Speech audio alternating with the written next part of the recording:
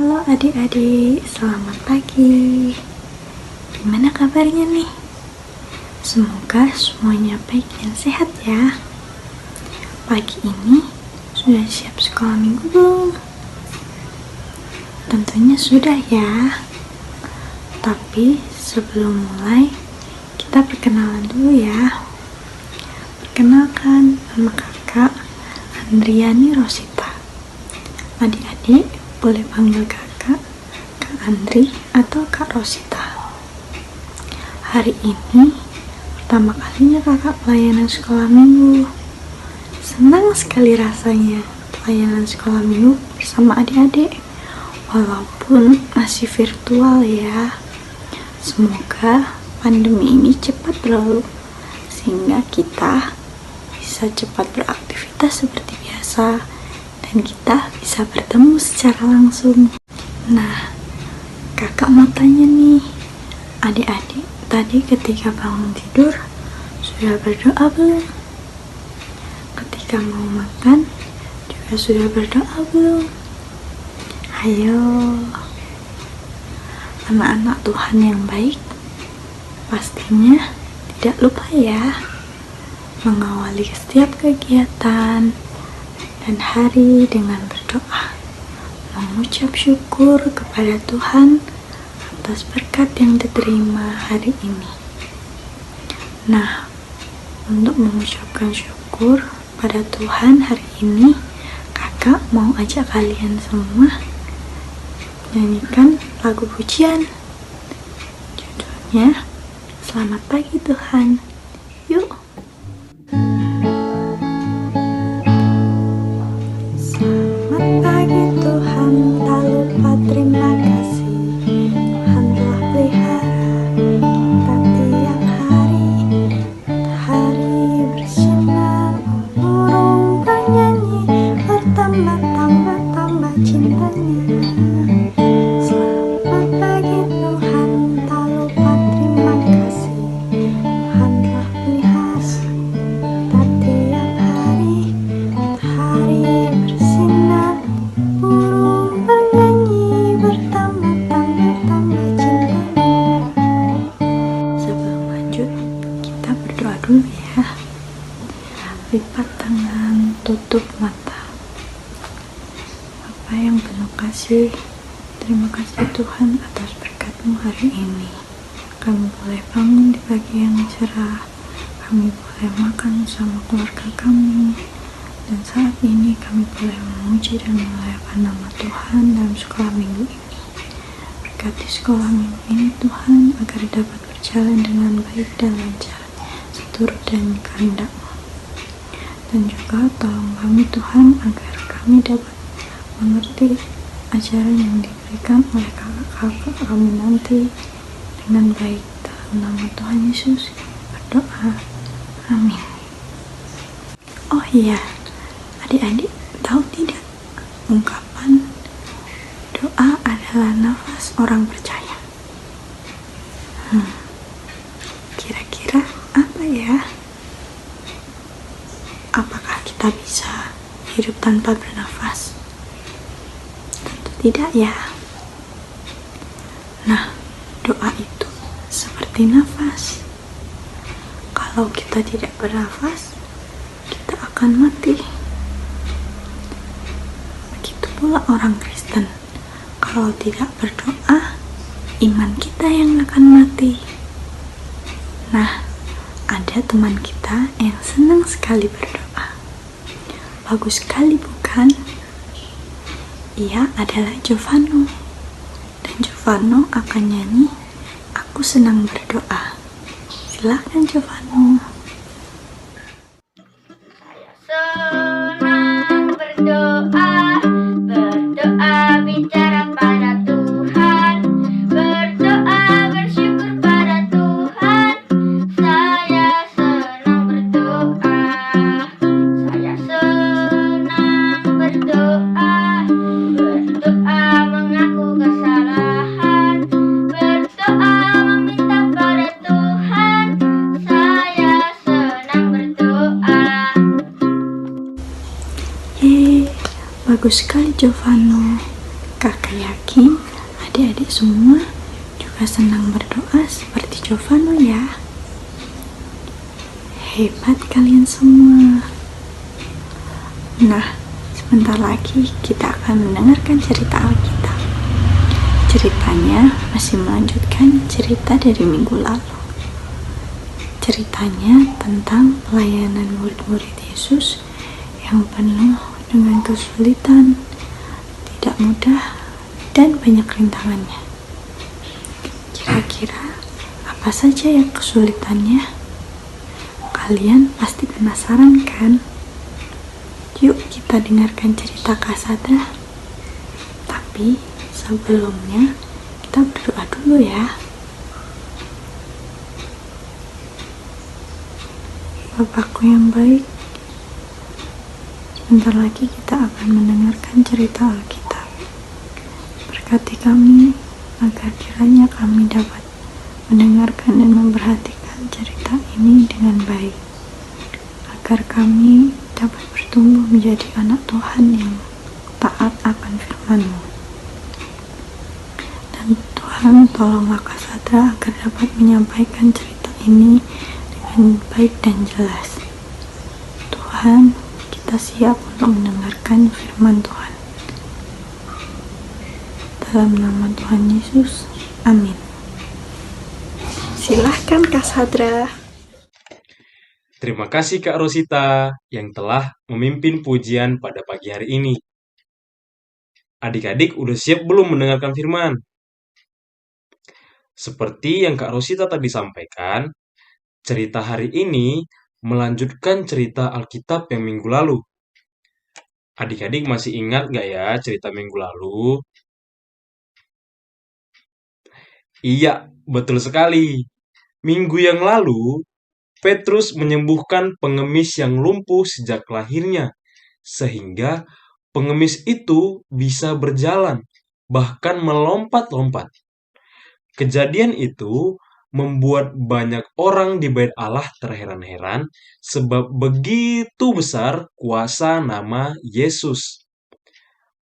Kemudian, Petrus dan Yohanes pun mulai menceritakan tentang Tuhan Yesus kepada banyak orang di Bait Allah. Nah, ceritanya akan kakak lanjutkan saat ini, yaitu dari bacaan Alkitab Kisah Para Rasul 4 ayat 23 sampai dengan 31. Nah, Kak Sadrak, ada video pembacaan Alkitab untuk bacaan hari ini adik-adik. Yuk kita saksikan bersama.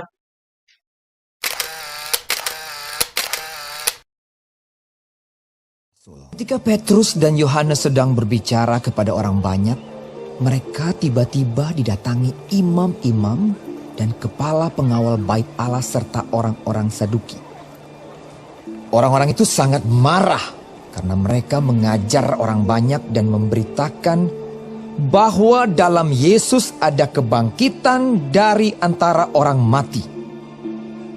Mereka ditangkap dan diserahkan ke dalam tahanan sampai keesokan harinya karena hari telah malam. Tetapi di antara orang yang mendengar ajaran itu banyak yang menjadi percaya. Sehingga jumlah mereka menjadi kira-kira 5.000 orang laki-laki. Pada keesokan harinya, pemimpin-pemimpin Yahudi serta tua-tua dan ahli-ahli Taurat mengadakan sidang di Yerusalem dengan imam besar Hanas dan Kayafas, Yohanes dan Alexander, dan semua orang lain yang termasuk keturunan imam besar. Lalu Petrus dan Yohanes dihadapkan kepada sidang itu dan mulai diperiksa dengan pertanyaan ini. Dengan kuasa manakah atau dalam nama siapakah kamu bertindak demikian itu? Maka jawab Petrus penuh dengan Roh Kudus. Hai pemimpin-pemimpin umat dan tua-tua, jika kami sekarang harus diperiksa karena suatu kebajikan kepada seorang sakit dan harus menerangkan dengan kuasa manakah orang itu disembuhkan, maka ketahuilah oleh kamu sekalian dan oleh seluruh umat Israel bahwa dalam nama Yesus Kristus, orang Nazaret yang telah kamu salibkan, tetapi yang telah dibangkitkan Allah dari antara orang mati, bahwa oleh karena Yesus itulah orang ini berdiri dengan sehat sekarang di depan kamu. Yesus adalah batu yang dibuang oleh tukang-tukang bangunan, yaitu kamu sendiri. Namun ia telah menjadi batu penjuru. Dan keselamatan tidak ada di dalam siapapun juga selain di dalam Dia. Sebab di bawah kolong langit ini tidak ada nama lain yang diberikan kepada manusia yang olehnya kita dapat diselamatkan. Ketika sidang itu melihat keberanian Petrus dan Yohanes dan mengetahui bahwa keduanya orang biasa yang tidak terpelajar, heranlah mereka. Dan mereka mengenal keduanya sebagai pengikut Yesus. Tetapi karena mereka melihat orang yang disembuhkan itu berdiri di samping kedua rasul itu, mereka tidak dapat mengatakan apa-apa untuk membantahnya. Dan setelah mereka menyuruh rasul-rasul itu meninggalkan ruang sidang, berundinglah mereka dan berkata, tindakan apakah yang harus kita ambil terhadap orang-orang ini? Sebab telah nyata kepada semua penduduk Yerusalem bahwa mereka telah mengadakan suatu mukjizat yang menyolok dan kita tidak dapat menyangkalnya. Tetapi supaya hal itu jangan makin luas tersiar di antara orang banyak, baiklah kita mengancam dan melarang mereka, supaya mereka jangan berbicara lagi dengan siapapun dalam nama itu. Dan setelah keduanya disuruh masuk, mereka diperintahkan supaya sama sekali jangan berbicara atau mengajar lagi dalam nama Yesus. Tetapi Petrus dan Yohanes menjawab mereka, Silakan kamu putuskan sendiri, manakah yang benar di hadapan Allah? Taat kepada kamu atau taat kepada Allah? Sebab tidak mungkin bagi kami untuk tidak berkata-kata tentang apa yang telah kami lihat dan yang telah kami dengar. mereka semakin keras mengancam rasul-rasul itu, tetapi akhirnya melepaskan mereka juga, sebab sidang tidak melihat jalan untuk menghukum mereka karena takut akan orang banyak yang memuliakan nama Allah berhubung dengan apa yang telah terjadi. Sebab orang yang disembuhkan oleh mujizat itu sudah lebih dari 40 tahun umurnya. Sesudah dilepaskan, pergilah Petrus dan Yohanes kepada teman-teman mereka. Lalu mereka menceritakan segala sesuatu yang dikatakan imam-imam kepala dan tua-tua kepada mereka. Ketika teman-teman mereka mendengar hal itu, berserulah mereka bersama-sama kepada Allah. Katanya, Ya Tuhan, Engkaulah yang menjadikan langit dan bumi, laut dan segala isinya. Dan oleh Roh Kudus, dengan perantaran hamba-Mu Daud Bapa kami, Engkau telah berfirman, mengapa rusuh bangsa-bangsa, mengapa suku-suku bangsa mereka-reka perkara yang sia-sia. Raja-raja dunia bersiap-siap dan para pembesar berkumpul untuk melawan Tuhan dan yang diurapinya. Sebab sesungguhnya telah berkumpul di dalam kota ini Herodes dan Pontius Pilatus beserta bangsa-bangsa dan suku-suku bangsa Israel melawan Yesus, hamba-Mu yang kudus, yang Engkau urapi, untuk melaksanakan segala sesuatu yang telah Engkau tentukan dari semula oleh kuasa dan kehendak-Mu. Dan sekarang ya Tuhan, lihatlah bagaimana mereka mengancam kami. Dan berikanlah kepada hamba-hamba-Mu keberanian untuk memberitakan firman-Mu. Ulurkanlah tangan-Mu untuk menyembuhkan orang. Dan adakanlah tanda-tanda dan mujizat-mujizat oleh nama Yesus, hamba-Mu yang kudus. dan ketika mereka sedang berdoa, goyanglah tempat mereka berkumpul itu dan mereka semua penuh dengan Roh Kudus. Lalu mereka memberitakan firman Allah dengan berani.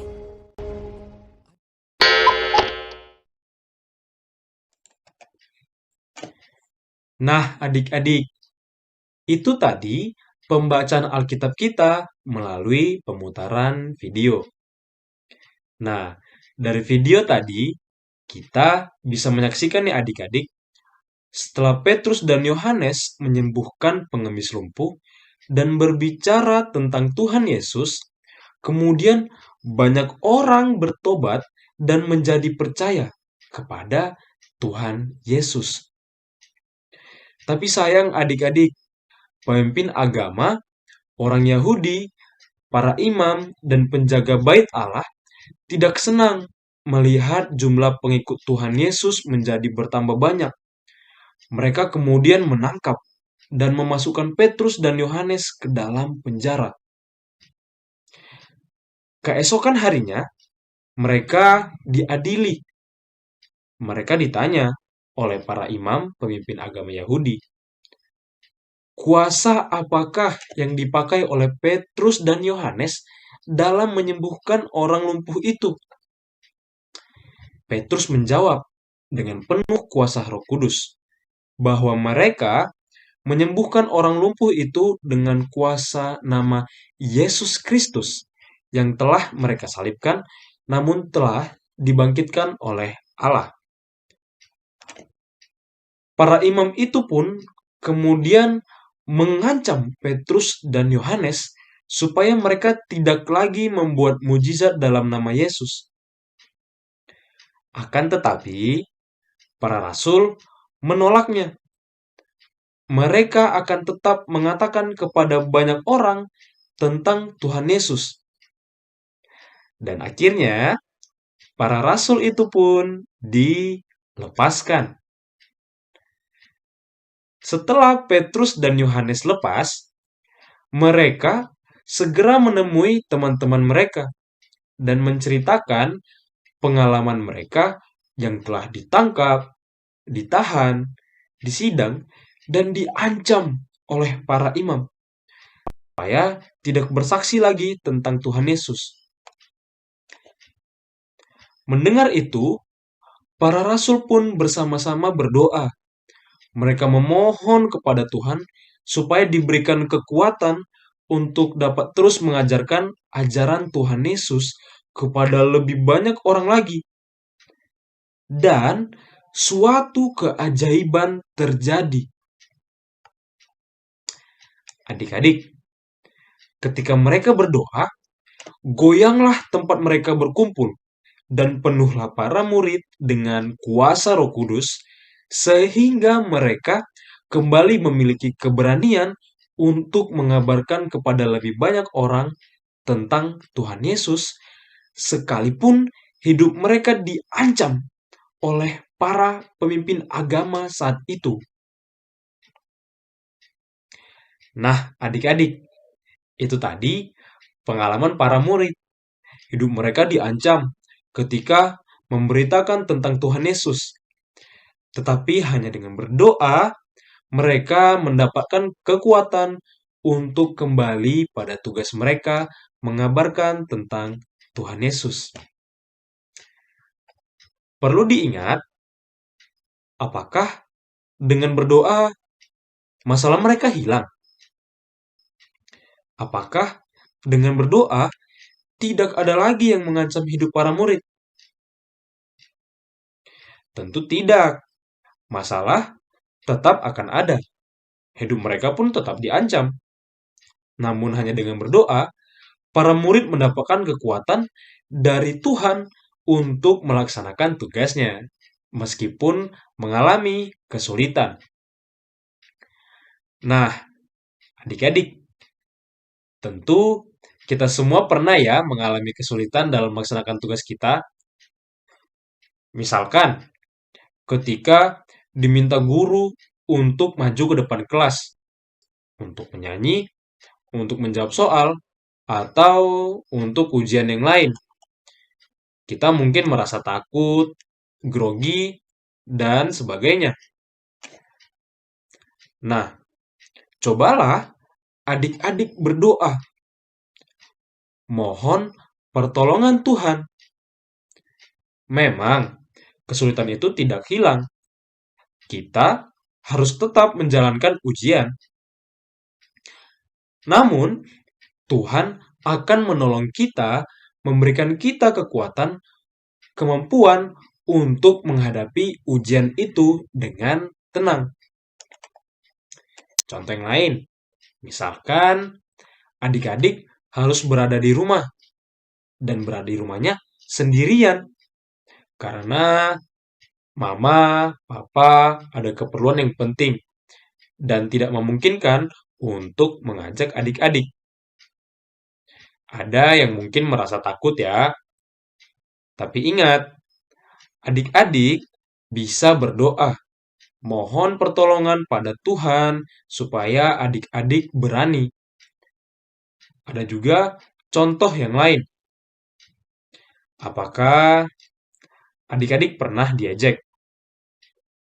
Atau bahkan diancam karena kita pengikut Yesus?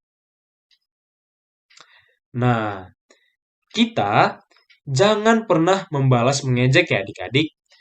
Kita berdoa saja, mohon kekuatan pada Tuhan.